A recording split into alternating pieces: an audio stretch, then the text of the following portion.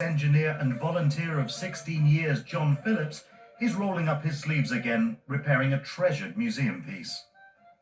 This particular car is called a Railton Terraplane. If I just lift the bonnet and just show you the engine underneath, it's quite powerful. It's over 4 litres, loads and loads of torque. Very nice car to drive, but of course, like all old cars, it has problems. Unfortunately, with this particular car, the gear lever has broken. The gear knob snapped off whilst the car was performing in a parade, and a tennis ball has been used as a temporary fix. They broke the gear stick about 4 weeks ago. We started repair work last week, and hopefully I might get it back together and running today. That's the aim anyway. This 1934 Railton Terraplane was custom built for motorcyclist and land speed record holder Eric Fernahoe.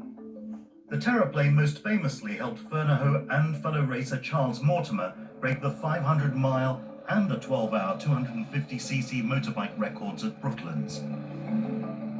As darkness fell across the track and rabbits started to appear and block their path, Fernahoe drove his Railton alongside Mortimer's bike, lighting the way. This car is a favourite for the museum people to use on the finishing straight, and obviously the public love to see it running. It's a good looking vehicle, and normally, fingers crossed, she runs very well.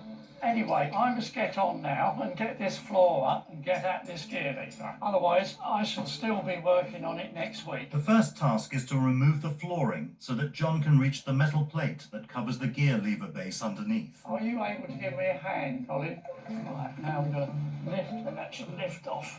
So I'm going to have to get the spanners out, and I'm going to have to undo all of these hexagon bolts to get the full access.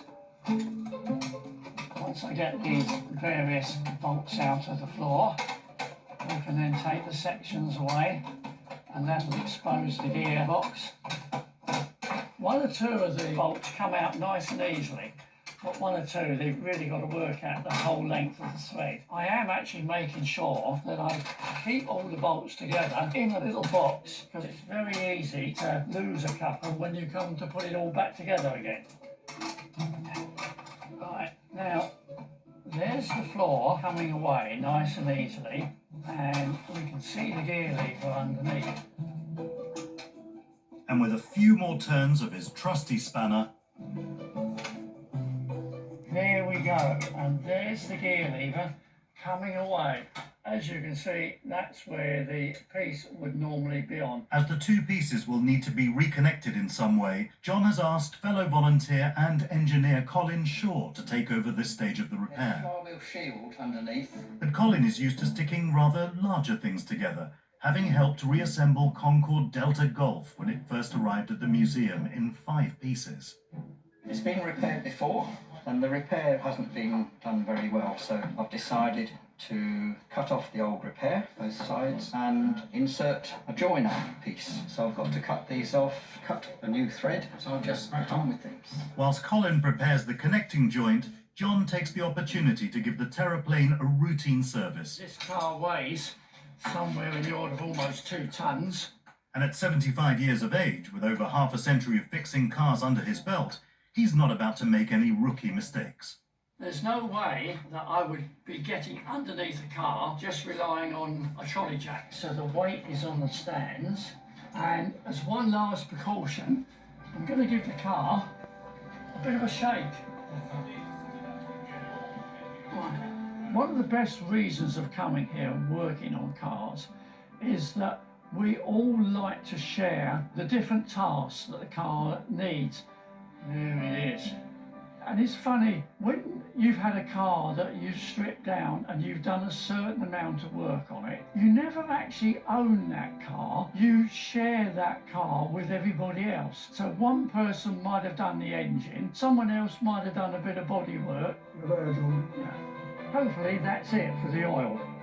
And we all mix and match and share alike, and we all get the pleasure out of seeing it actually being driven at a later stage. And I think that's what gives us the buzz. So that the 2 lever parts will screw snugly into the connecting rod, Colin will cut grooves into the end of the broken pieces using a tool called a die. That's one of them, 5/16, quarter. The dies are wound into the end of the two pieces, creating threads, like on a screw or bolt. It does need a little bit more material. They can then be screwed into the joining rod. I'll just first fit it. With both ends complete, Colin can finally pass his handiwork back over to his fellow volunteers. I think it should be alright. A bit better, I think. The test is in the... Having finished his service on the engine, Right. Grease all over my hand, I'm slipping everywhere. John's all set to reassemble the Terraplane with the help of fellow vintage car enthusiast Paul Wheaton. Right, Paul, we're going to try and get the gear lever back on top of the gearbox and bolt her in. It's looking promising, the repair is nice and strong, so hopefully this is going to work. That part of the gear lever has to go into the operation dogs inside the gearbox. So as we lower the gear lever down, we've got to make sure that goes in the right place.